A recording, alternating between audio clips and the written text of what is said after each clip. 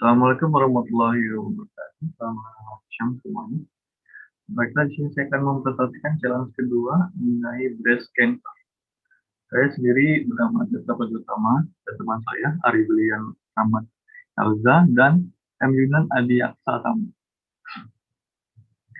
Pertama-tama, bisnis proses step. Bisnis proses dilakukan dengan melakukan langkah pertama yaitu business understanding, langkah kedua yaitu analytic approach, langkah ketiga, data recruitment dan collection. Langkah keempat, data understanding. Kata kelima, data presentation. Dan langkah yang terakhir adalah modeling. Business understanding. Proses mendiagnosa seorang pasien yang diduga memiliki jejak rekam medis penyakit kanker payudara atau breast cancer dirasa sangat sulit dilakukan dan membutuhkan waktu yang cukup lama ketika diingini hasil pemeriksaan awal yang butuh hasil cepat. Apabila masih mengandalkan metode lama, yaitu hanya dengan mengandalkan pemeriksaan dokter dan uji lab. Oleh karena itu, di sini akan dicoba dilakukan penelitian dengan menerapkan konsep data science dalam mengklasifikasikan secara dini apakah seseorang yang digunakan memiliki rekam jejak medis penyakit kanker payudara memang benar berdampak atau tidaknya, dan apabila terdampak, apakah penyakit kanker payudara tersebut dikategorikan ganas atau malignan atau masih dalam status jinak yaitu benign. Parameter yang digunakan cukup banyak pada studi kasus ini yaitu terdapat 33 fitur, namun hanya beberapa saja yang nantinya akan digunakan. Beberapa di antaranya seperti radius mean, tekstur mean, area mean, dan lainnya. Analytic approach. Dari masalah sebelumnya, kami kemudian akan menentukan fitur-fitur mana saja yang akan berguna dalam membantu proses pembentukan model klasifikasi kanker payudara dengan menggunakan pendekatan secara analitik yaitu matriks korelasi. Matriks korelasi sendiri ini adalah akan mencoba melihat seberapa dekat atau seberapa berpengaruh untuk setiap fitur terhadap fitur lainnya. Hal ini akan sangat berguna dalam proses pembelajaran terhadap model. Nantinya akan sangat berpengaruh terhadap fitur-fitur apa saja yang akan digunakan sehingga diharapkan bisa didapatkan sebuah model klasifikasi yang memiliki performa terbaik pada studi kasus yang akan diikuti ini, yaitu kasus kanker payudara atau breast cancer. Data recruitment dan collection. Dalam mencapai tujuan yang diharapkan, seperti di awal, saat pendefinisian bisnis, understanding, terdapat studi kasus yang akan dikerjakan. Tentunya diperlukan sebuah bahan penelitian yang memadai. Bahan penelitian di sini yaitu data. Data yang diperlukan harus memiliki standar-standar yang memang sesuai dengan studi kasus yang dijalankan. Pada kasus penelitian ini, yaitu kanker payudara, data yang didapatkan ini berasal dari lembaga kesehatan yang memang sesuai isi nilai datanya yang dikumpulkan dari beberapa pasien yang memang sebelumnya memiliki rekam jejak medis penyakit kanker payudara. Data yang menjadi tolak ukur seperti tekstur, parameter, area, dan lainnya. Pada studi kasus penelitian ini, kami dapatkan data dari website yang memang menyediakan kumpulan dataset open source free access untuk bisa dilakukan penelitian, yaitu websitenya yaitu Kaggle. Data understanding.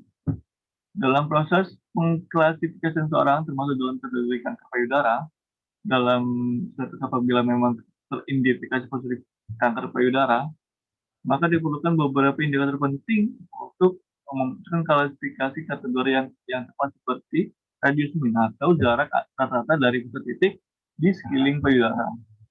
Kategori yang selanjutnya itu parameter mean, ukuran-ukuran rata dari tumor inti, tekstur mean atau standar deviasi dari nilai-nilai skala abu-abu atau grayscale values, dan beberapa fitur lainnya. Dari sini dapat kita ketahui bahwa terdapat indikator penting dalam membuat sebuah model yang baik dan bisa diharapkan akan memiliki performa yang powerful dalam melakukan tugas klasifikasi terhadap seorang masuk dalam kategori kanker payudara dalam kasus apa yang sedang diderita. Data preparation. Pada proses ini terdapat beberapa hal yang perlu dilakukan seperti membersihkan data dari missing file, mengeliminasi fitur-fitur yang kurang berguna sesuai dengan korelasi antara fitur, menyamakan bentuk dari format data, dan lain sebagainya. Berdasarkan data yang sudah didapatkan dari Kaggle, data tersebut dilihat resume sudah terformat dengan sangat rapi. Hanya saja ada beberapa memang datanya perlu dilakukan pre-processing terlebih dahulu. Sehingga proses dari pre-processing selesai, data akan siap untuk dibuat dalam sebuah model klasifikasi. Untuk penjelasan yang lebih lanjut, bagaimana proses pengolahan data tersebut sampai sebuah model klasifikasi yang terbaik dapat dilihat mulai dari slide selanjutnya. Pertama-tama dilakukan load library, dan yang kedua yaitu load data. Load data menampilkan data 5 teratas, jadi pada gambar tersebut. Data pre-processing, di mana variabel yang dianggap tidak baru, dan mengecek value yang hilang, di mana checking value yang hilang ini unsurprised framing dari algoritma yang hilang. Dan visualisasi data. Visualisasi data akan dijelaskan oleh teman saja Muhammad Yunan. Pada Yunan dipersilakan. Oke, baik. Terima kasih kepada teman saya Tetra. Jadi di sini saya akan menjelaskan beberapa visualisasi data yang telah kami buat berdasarkan dengan data yang telah kami dapatkan. Di mana di sini visualisasi data sendiri menggunakan Seaborn, library Seaborn.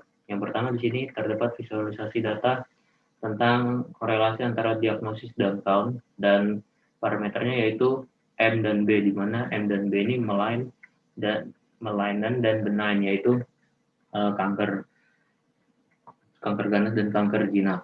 Next. Kemudian di sini juga terdapat diagnosis korelasi tekstur mean, di mana di sini menggunakan box plot. Jadi di sini terdapat dua parameter juga sama seperti tadi. Next. Nah, kemudian di sini terdapat box plot juga sama seperti tadi, tapi di sini yaitu perbandingan antara diagnosis dan radius mean. Next. Dan di sini juga terdapat box plot, yaitu perbandingan antara diagnosis dan area mean. Next. Kemudian di sini kita bisa melihat fitur numeriknya, seperti dari radius mean sampai radius mean, texture mean, parameter mean, sampai fractal dimension words. Dan juga untuk jumlahnya sendiri dari 0 sampai 4000 lebih. Dan di sini kita menggunakan box plot. Next. Nah, di sini kita mengecek lagi, yaitu korelasi antar data. Jadi di sini terdapat beberapa parameter seperti radius, tekstur, perimeter, dan sebagainya. Jadi sama-sama saling kita korelasikan dengan menggunakan fungsi core. Next. Kemudian di sini yaitu tentang plot matrixnya, di mana seperti yang tadi, di sini terdapat beberapa nilai yang dari warna hitam sampai warna putih, di mana nilainya yaitu bernilai dari min 1 sampai nilai 1. Next. Nah, terus kemudian kita lakukan normalisasi data kategorikal. Di sini kita contohkan mengeluarkan beberapa nilai awal, yaitu dengan fungsi head, jadi 5 nilai awal. Next. Dan juga kita split data jadi X value dan Y value. Jadi terdapat dua split data. Next. Dan di sini kita sudah dapat dua split data, yaitu X trend dan juga Y trend. Next. Setelah melakukan data validasi dan tes, maka kita bisa mendapatkan final dataset yang akan kita gunakan, yaitu panjangnya untuk data trend sendiri 398, data validation 153, dan data test 18. Di mana di sini menggunakan fungsi len, dan juga untuk final score-nya kita membagi menjadi 3 array, yaitu array model, scoring, dan F-score. Next. Kemudian di sini ada algoritma decision tree. Untuk decision tree dan sebagainya akan dijelaskan oleh teman saya, Ari William. Kepada Ari, saya persilahkan. Ya, terima kasih untuk teman saya Yunan. Oke, selanjutnya di slide ini saya akan mencoba untuk menjelaskan mengenai algoritma decision tree. Sebelumnya, kami di sini akan melakukan perbandingan untuk beberapa algoritma untuk proses klasifikasi yang akan dilakukan terhadap kasus breast cancer atau kanker payudara ini. Nah, di sini kita pertama melakukan algoritma decision tree.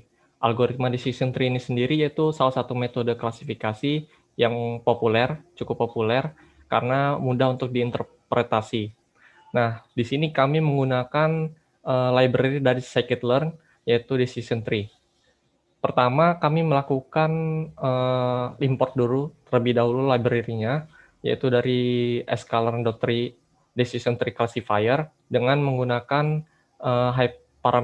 hyperparameter kriterianya kami set dengan nilai entropi. Kemudian kami di sini melakukan cross validation dengan nilai 5 dan random state-nya 45. Kemudian akan didapatkan perhitungan model untuk decision tree ini berdasarkan dari scoring dan F-score-nya. Oke, next. Nah, di sini hasil untuk algoritma dari decision tree. Terdapat 5 hasil dari cross validation sebelumnya dan didapatkan di akhir itu rata-rata dari untuk hasil algoritma decision tree ini dengan nilai skor itu 90% dan F-score-nya 89%. Oke, next. Nah, untuk yang kedua di sini kami mengimplementasikan algoritma random forest. Nah, di algoritma random forest ini juga merupakan klasifikasi yang cukup populer yang biasa digunakan untuk klasifikasi data yang memiliki jumlah yang besar. Nah, di sini kami menggunakan library juga untuk penggunaan algoritma random forest-nya, yaitu dari scikit-learn. Kemudian kami lakukan juga cross validation terhadap data trainingnya dan data validation-nya untuk bisa didapatkan evaluasi berdasarkan hasil scoring dan F-score-nya. Oke, next. Nah, untuk hasil dari algoritma random forest ini bisa dilihat pada slide ini, yaitu hasil dari cross validation sebelumnya, yaitu kita dapatkan rata-rata untuk skornya itu 94% dan F-score-nya itu 93%. Oke, next. Nah, untuk yang algoritma ketiga ini yaitu neural network. Nah, neural network ini yaitu biasa disebut juga dengan artificial neural network atau ANN, merupakan algoritma yang cukup populer juga di dalam dunia machine learning, yang konsepnya itu untuk menciptakan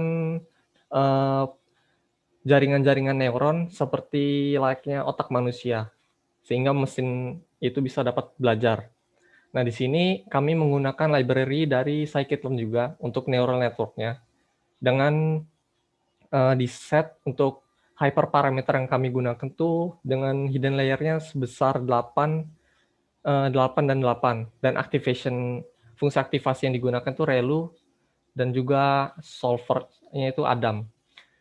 Di sini kami menggunakan perhitungan juga untuk hasil evaluasinya dengan menggunakan scoring dan F-score-nya. Oke, next. Dan di sini dapat dilihat juga hasil dari cross validation untuk algoritma neural network, yaitu dengan hasil rata-rata scoring dan F-score-nya itu 78% dan F-score-nya 81%. Bisa dibilang lebih kecil dari 2 algoritma sebelumnya. Oke, next. Untuk algoritma terakhir yaitu kami menggunakan naive Bayes. Nah, naive Bayes ini sendiri merupakan metode klasifikasi yang konsepnya itu menggunakan metode probabilitas dan statistik, yaitu teorema Bayes. Nah, di sini kami menggunakan library juga untuk algoritmanya, yaitu dari scikit-learn.naive Bayes, yaitu Gaussian naive Bayes. Kemudian kami lakukan juga cross validation untuk proses training data train-nya sebanyak 5 cross validation, 5 fold. Dan untuk hasil evaluasinya itu berdasarkan dari hasil scoring dan F-score-nya. Oke, next. Dan untuk hasil dari algoritma naive Bayes ini, setelah dilakukan 5 cross validation, didapatkan rata-rata untuk hasil scoring-nya itu 94% dan F-score-nya itu di angka 92%. Oke, next. Dan untuk hasil akhir dari final modeling-nya, setelah dilakukan beberapa percobaan untuk 4 algoritma, didapatkan suatu simpulan, yaitu di sini kami urutkan untuk model dengan hasil scoring yang terbaik sampai yang terendah. Dapat dilihat pada slide ini, yaitu algoritma random forest merupakan algoritma dengan model yang terbaik berdasarkan hasil scoring dan F-score-nya, yaitu tepat pada angka 94% dan F-score-nya itu di 93%. Dan algoritma terburuk itu ada di neural network, di mana scoring-nya itu di 78% dan F-score-nya di 81%. Oke, next. Setelah kami dapatkan model yang kami rasa merupakan model yang terbaik, kemudian kami coba untuk melakukan prediksi terhadap data testingnya yang sudah kami persiapkan sebelumnya di data preparation. Nah, di sini kami melakukan uji dengan data testingnya. Pertama kita lihat terlebih dahulu isi dari 5 data testing yang teratas, kemudian kami cek untuk label-labelnya, untuk aktual labelnya, dan kita lakukan proses prediksi. Oke, next. Nah, untuk hasil dari prediksi yang sudah dilakukan, dapat dilihat pada slide ini, yaitu dengan menggunakan model dari random forest sebelumnya,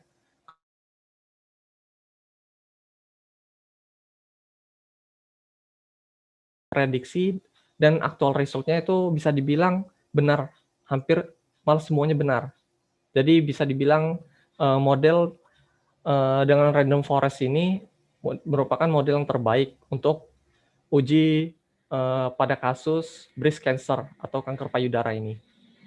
Oke, mungkin cukup sekian penjelasan terkait penelitian di pembandingan model-model yang untuk kasus breast cancer ini. Untuk selanjutnya saya kembalikan kepada teman saya, Tetra.